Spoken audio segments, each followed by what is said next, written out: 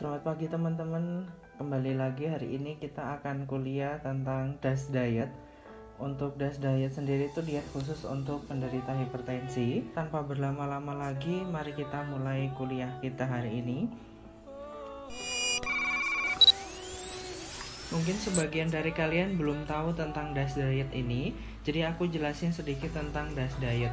DASH diet merupakan diet yang dirancang untuk mencegah lonjakan tekanan darah sehingga dapat mengatasi dan mencegah hipertensi.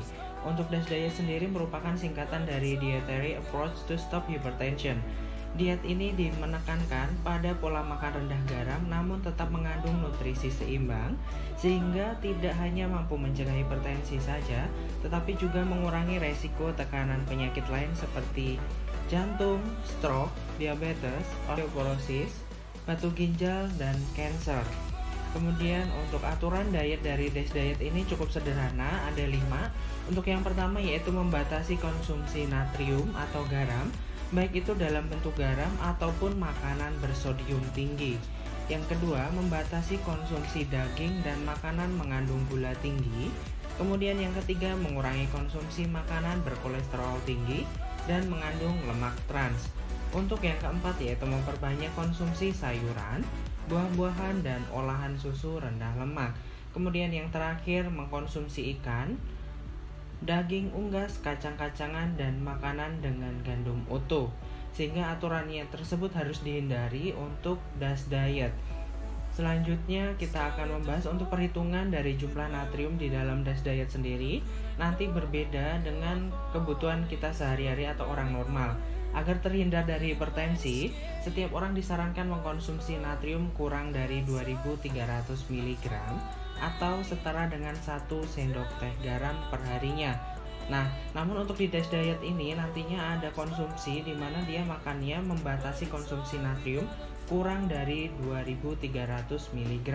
Untuk kalian yang menderita hipertensi, pembatasan konsumsi natrium harus lebih ketat, yaitu hanya sekitar 1500 mg natrium atau setara dengan 2/3 sendok teh garam per hari. Sehingga nanti untuk DASH diet ini bisa untuk orang normal maupun orang hipertensi. Apabila orang normal maka nanti kurang dari 2300 mg. Namun untuk orang hipertensi, apabila ingin mengikuti atau menjalankan DASH diet ini maka kalian nanti harus menetapkan bahwa natrium yang kalian konsumsi per harinya jangan lebih dari 1500 mg. Selanjutnya yaitu mengatur menu DASH diet. Bagaimana sih mengatur menu DASH diet? Saya punya tipsnya. Untuk yang pertama yaitu kita makan konsumsi sayuran minimalnya 5 sampai dengan 4 porsi per hari. Untuk contoh makanannya atau sayurannya bisa brokoli, wortel, tomat, ubi, dan sayuran berdaun hijau yang kaya akan vitamin, serat, dan mineral seperti kalium dan magnesium. Kemudian yang kedua yaitu beras dan gandum maksimal 6 sampai dengan 8 porsi per hari, dimana nanti untuk contohnya bisa beras, roti, pasta, dan sereal termasuk di dalam kelompok beras dan gandum. Kemudian untuk tipsnya di sini apabila konsumsi gandum nanti pilih gandum utuh seperti beras merah dan roti gandum karena mengandung lebih banyak serat dan nutrisi. Gandum memiliki kandungan rendah lemak selama tidak dikonsumsi dengan mentega, keju, dan krim. Kemudian yang ketiga tipsnya yaitu buah-buahan minimalnya 4 sampai dengan 5 porsi per hari. Untuk buah-buahan ini sebagai cemilan atau sebagai untuk setelah makan atau sebelum makan. Jika tidak suka dengan makan buah, bisa diolah nanti menjadi jus tanpa ada penambahan gula. Kemudian salah satu buah yang baik dikonsumsi untuk penderita hipertensi adalah pisang karena kaya akan kalium. Kemudian yang keempat yaitu daging, ayam, dan ikan maksimal itu 2 porsi per hari. Dimana daging hewan merupakan sumber protein, zat besi, seng, dan vitamin. Daging aman dikonsumsi penderita hipertensi asalkan tidak melebihi 6 ons per hari. Sehingga perlu diperhatikan untuk besarannya atau untuk jumlah konsumsinya.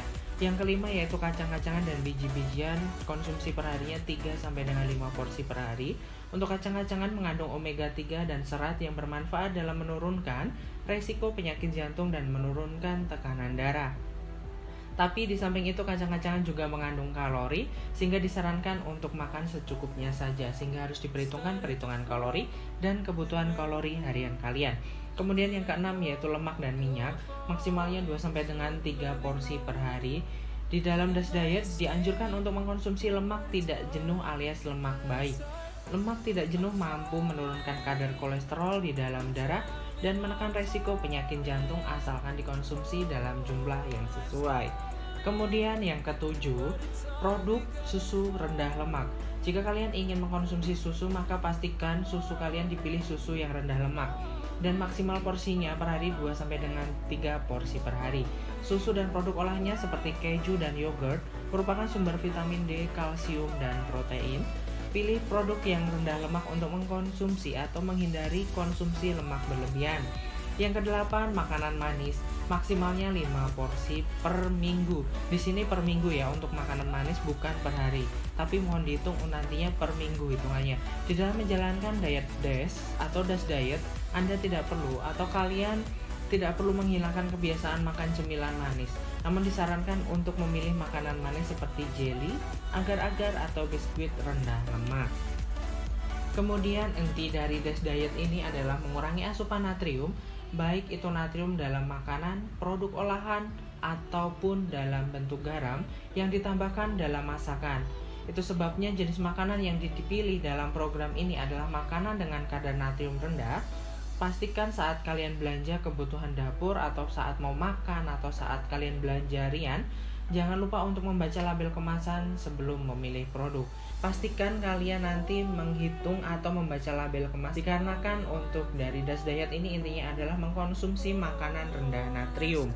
Jadi kalian jika ingin mengikuti DASH diet intinya adalah makan makanan dari sumber yang memiliki tinggi kalium namun memiliki rendah natrium. Oke teman-teman, untuk kuliah hari ini cukup sekian. Nanti apabila teman-teman tertarik bisa untuk download gratis untuk PPT atau PowerPoint ataupun materinya. Nanti sudah tercantum di link di bawah untuk downloadnya. Kemudian nanti untuk email apabila teman-teman ingin request nanti bisa di kolom komentar ataupun di email. Silahkan nanti mengirimkan email, sudah tercantum untuk alamat emailnya. Dan nanti teman-teman apabila ingin untuk informasi lebih lengkap nanti bisa kunjungi websitenya di ahligisiku.com. Terima kasih buat teman-teman atas perhatiannya. Selamat pagi, selamat beraktivitas kembali.